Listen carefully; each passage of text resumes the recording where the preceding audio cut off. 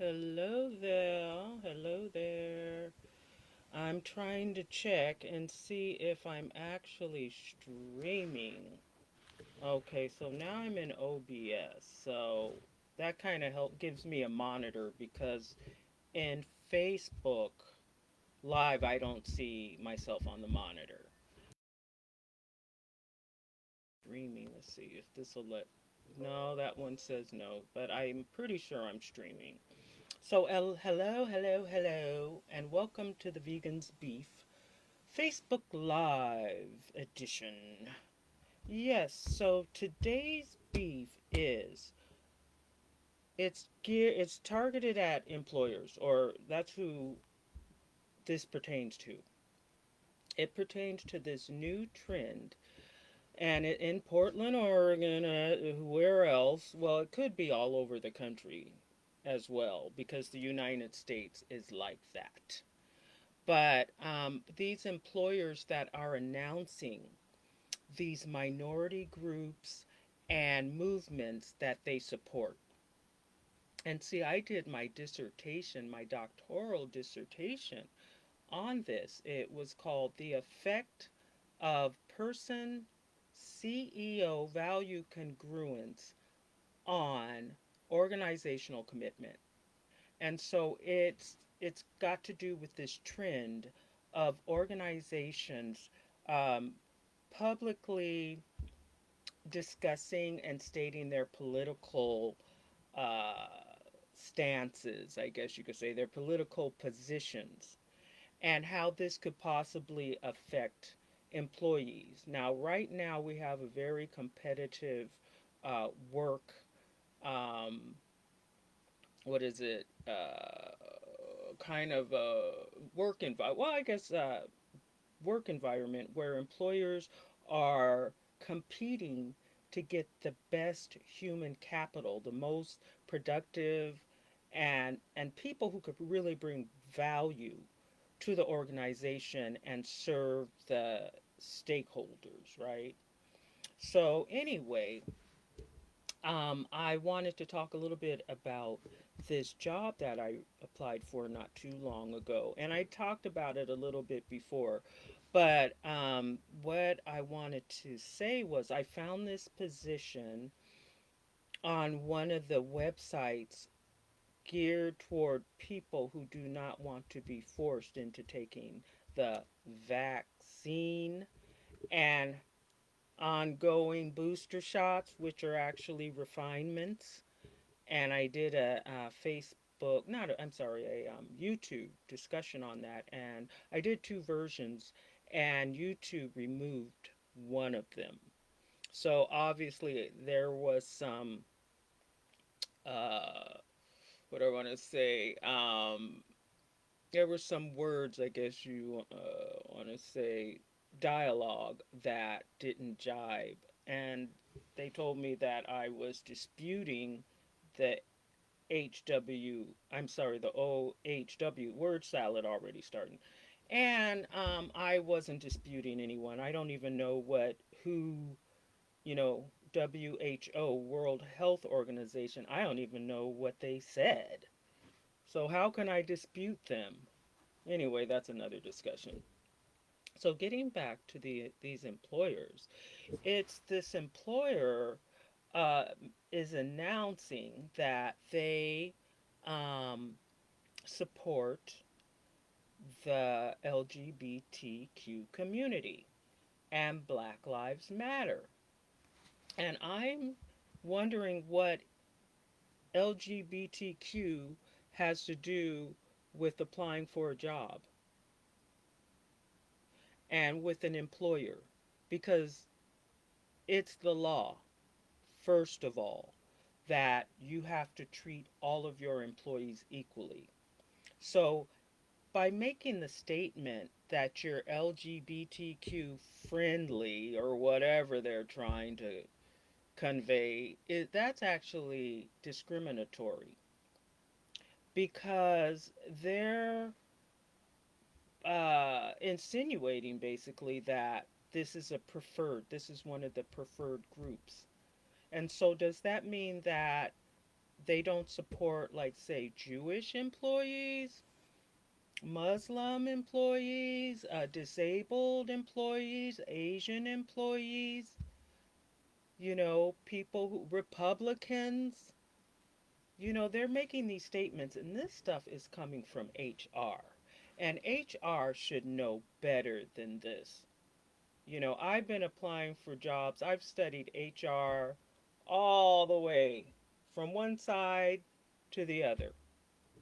And I haven't taken my PHR test yet. I'm still working on that. But I've studied it at the master's level and at the doctoral level, and I don't seem to be able to break into any HR jobs at all. But and I've also worked union. I was a SAG after the Actors Union. I was an Actors Union franchise agency, and when I applied with Multnomah County, they told me I wasn't up to snuff because I didn't have enough experience with unions. Only 10 years? Yeah, okay. Anyway, what I wanted to say was these employers need to be objective. And of course, they're supportive of the LGBTQ. They're supportive of everyone, theoretically speaking, and with this labeling, this was a big uh, issue that happened to black people. We're a perfect example of what labeling does and how it hinders you in terms of mobility, upward mobility. And this stuff started in segregation South. The Democrat parties segregated South.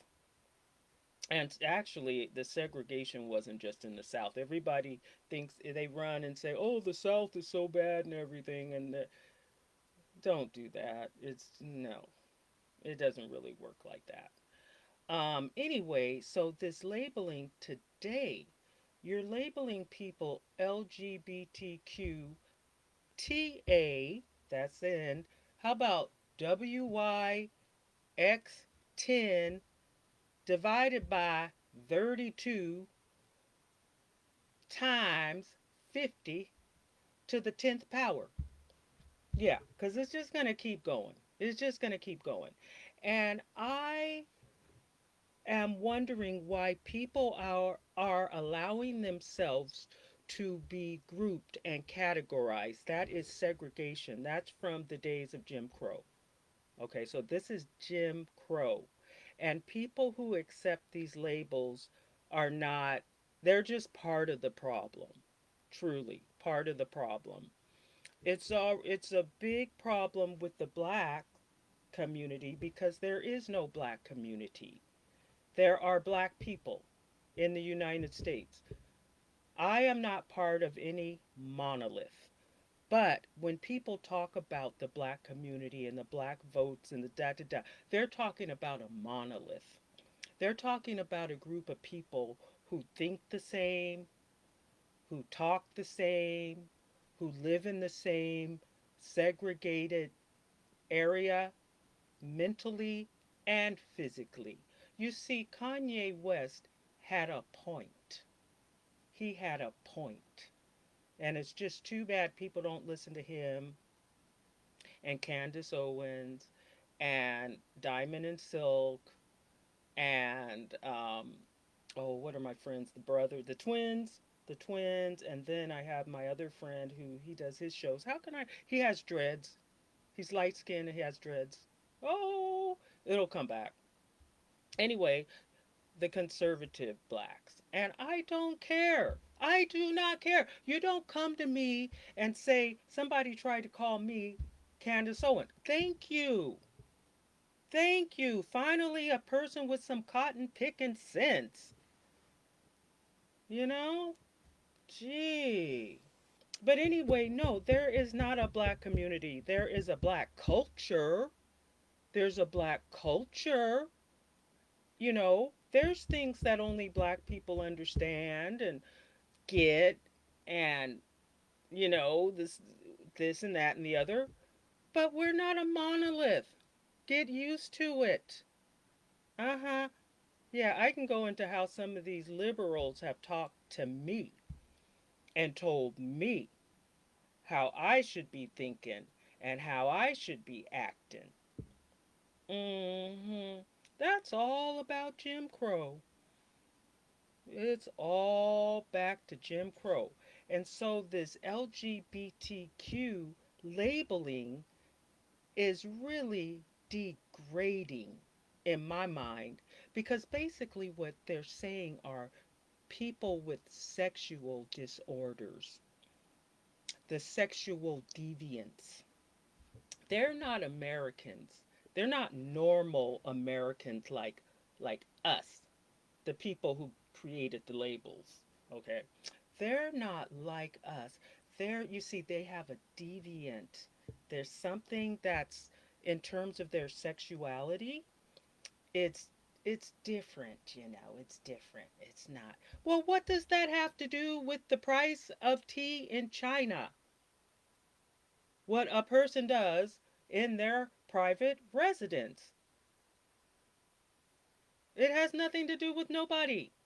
Nothing.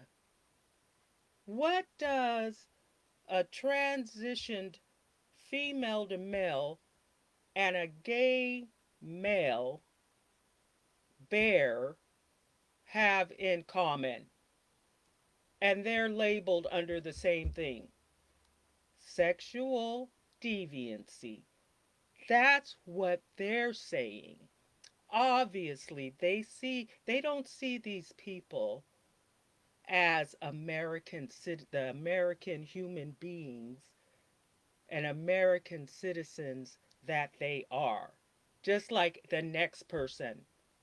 Everybody. And see, that's this whole Jim Crow thing was started by the left who wanted to label people. Instead of, I'm American, my passport says American. But yet these people insist on calling me African American. I am not African American. My ancestors have been here longer than the people from Ellis Island.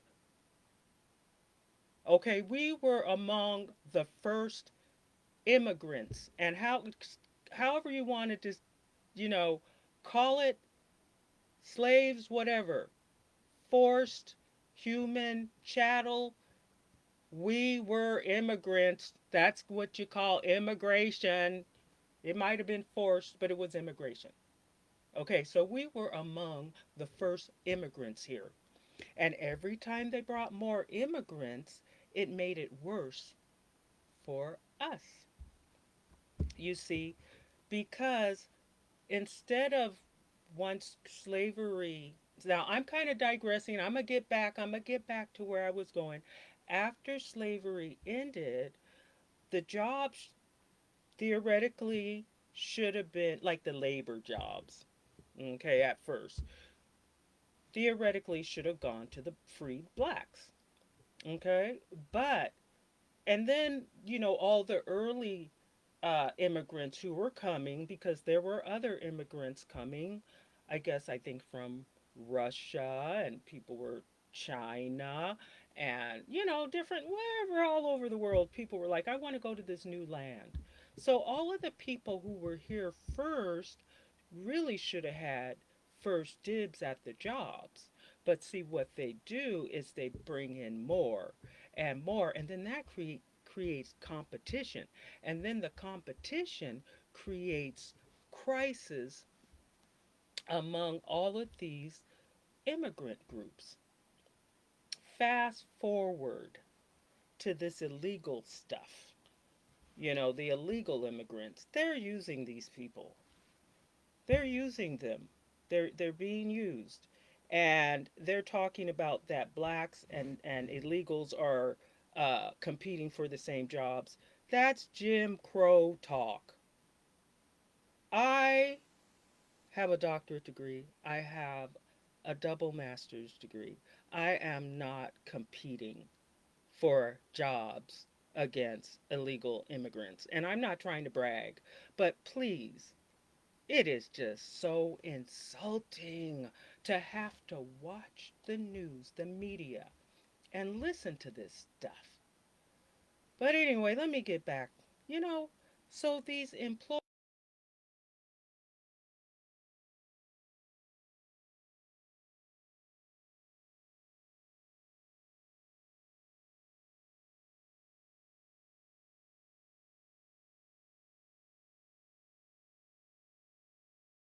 of these jobs in Portland, Oregon, I am until I was blue in the face. I have written cover letters because I was born in the hood and grew up in the hood, and I traveled all over the world. And I learned to speak foreign languages. I went to school in France. I went to school in Italy, undergrad and graduate. I learned to speak foreign languages. Um, I may be repeating myself. I never took it upon myself to learn Spanish, but I can understand Spanish and follow it because I speak Italian and Spanish are very similar. So I could usually kind of put together Spanish sentences.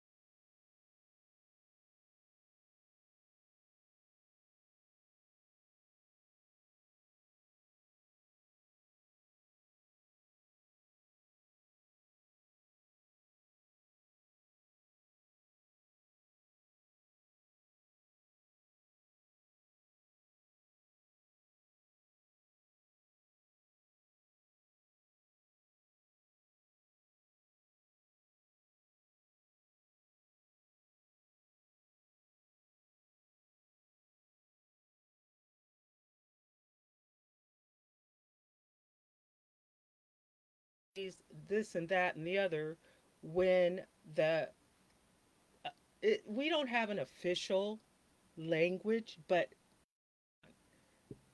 the language, the prevailing language in the United States is English. And by encouraging people, if we had a law that that was the national official language of the United States was English, then could actually assimilate, and assimilation is strength because if you speak English, you can work. If you don't learn to speak English, you could only work those under the table jobs. Well, they may be good because you don't have to pay taxes and contribute to the U.S. economy. You see how all that stuff is, and it's all the left. It's all the left. You know, they talk about the extreme right. See, they don't have a right. They only have the extreme right. You know, and the extreme right are populated by the people who used to be the bad guys. Oh man, would I ever love to get into a discussion about that. But all of this stuff is related. And so the deal is with this company that I applied with, I thought that they might be kind of a liberalistic type situation because they're like, well, we're not forcing people to take the vaccine. But then they come around and they say, well, we're LGBTQ friendly. So that's a racist because if you go to a job that is stating a preference for a particular group, if they said we're black people friendly, how about that? We're Asian friendly. We're, uh, you know, Baha'i friendly. We're Lutheran friendly. You know, we're Protestant friendly. They're telling you We prefer this group of people over others. So when you come here, make sure you get that locked in. And these HR departments, they're committing crimes. Okay, so when I use the word crime, that seems like a really intense word. But a crime is a crime. I mean, jaywalking is a crime. So call these things what they are. And these people think, well, if I prefer LGBT people, that means I'm cool. That means I'm liberal. That means I'm accepting and tolerant. No, because racism, prejudice, all that stuff goes both ways. And I cannot believe it. And then the other thing that with this employer that I applied with. And I still am interested in being interviewed by them. But I think after I told them that I didn't feel comfortable providing them with my social media, I felt that it's an invasion of privacy and it's against my constitutional rights. I put that in the application. When they had write down why you like to work for us. I told them all that, and I said I think it goes both ways. I think that the employer should respect the employee, and I think the employee should respect the, the corporation, the company. And the companies, they're such losing touch because what they should be concerned about is not if you're LGBTQ or if you're of color or if you're female. Your gender is neither here nor there. None of this stuff is neither here nor there. Workplace means work related.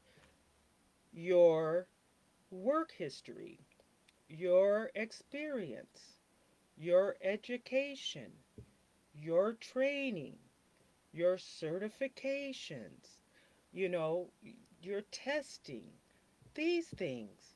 That's all these employers need to know.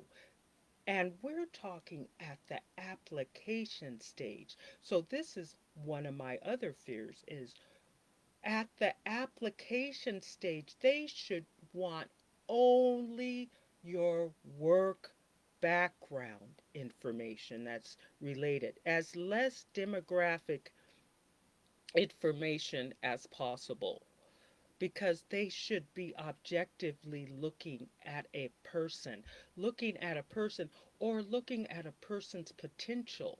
They may say, yeah, we want a person with 7 years at Hadoop, but here's a person who just took a course and they're certified in Hadoop. Let's give them some practical experience. Things like that. But no, they want to go to your Facebook page and your Instagram page. This company specifically asked for your Facebook or your Instagram, a link to those pages. And at first, I reluctantly put down my Facebook, and then I saw that there was an option for a second web social media site or website, and I said, they said you could put NA if you don't have it. So I put NA where I took out Facebook and put NA. And so my application went through. And I say, this is what I say, people. These companies, you're just applying for these jobs. Okay, you haven't got a call back, you haven't got an interview, you haven't gotten nothing. Okay? These people can take your information because now they've got your name, your address. I don't know. No, they don't get your social security number, but they have your phone number. They have your social media. They have your LinkedIn. They could turn around and sell that. Sell that. And this information selling is a $1 billion business.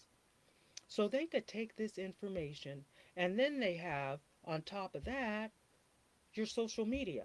Okay, say that you're a straight let's say, a straight Asian male, and you work as a, say, a college professor, and you, at night, you entertain, and you act as an entertainer, and you're a, a dress, I'm sorry, a drag queen. But let's say you're married and you have kids and everything, but you do this for fun. You're a drag queen. Okay, this potential employer goes to your Instagram page or your Facebook page, and they see you doing your drag queen shows. They're going to make a judgment about you. And they're probably going to assume that you're gay, which is neither here nor there. But like I say, what does that have to do with the price of tea in China with these employers? The employers, the HR departments, they're not your advocates at all. And they're not even following the law. They don't even understand the law. They don't understand racism. They don't understand discrimination. They think diversity means people of color. Diversity means everyone. Everyone. You see? And I tell you, I've applied for so many jobs. I'm telling you, Multnomah County. Oh, you don't have enough. And then I have a master's and a doctorate, and they told me and they had me go through so many hoops to apply for this job, and I applied for about 3 jobs.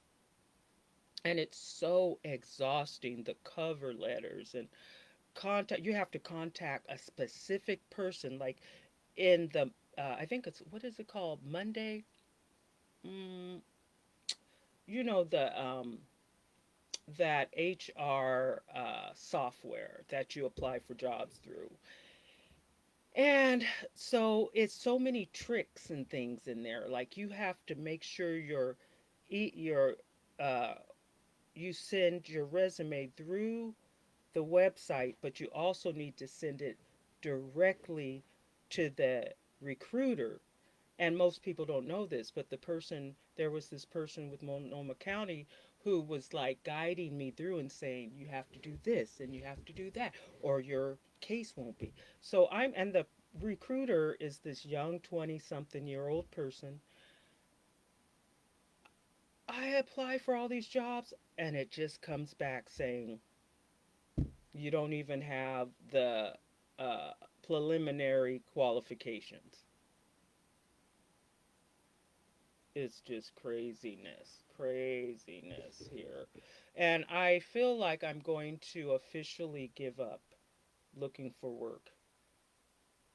Officially give up, because this has been going on for about, well, close to 20 years, really. But really, I mean, I was running my own business too, but I would always, I'd keep applying for jobs and stuff like that. But I did talk to a headhunter who did tell me what was wrong with my resume and how I need to kick it up. So I am going to do that. Um, but, you know, you get treated like you are absolutely a big fat zero in this town. And it's also a lot of ageism here. So they like young people. They like young people. So that's fine. That's fine. But anyway, so that's basically what I wanted to talk about. How these employers are really overstepping their boundaries, and I don't know what's going to be done, because people allow themselves to be labeled. They allow themselves to be manipulated into providing private, confidential information to these employers who are strangers and who are doing who knows what with our information. No one says anything. I mean, when I was growing up in the 70s, People were like, there were revolutions, revolutions, revolutions. People are like, we're not going to put up with this. We're not going to put up with this. But now everybody puts up. And I don't know what's going to happen, And, I just say that labels, we need to get rid of them. It doesn't matter what you do, who you are, what you look like.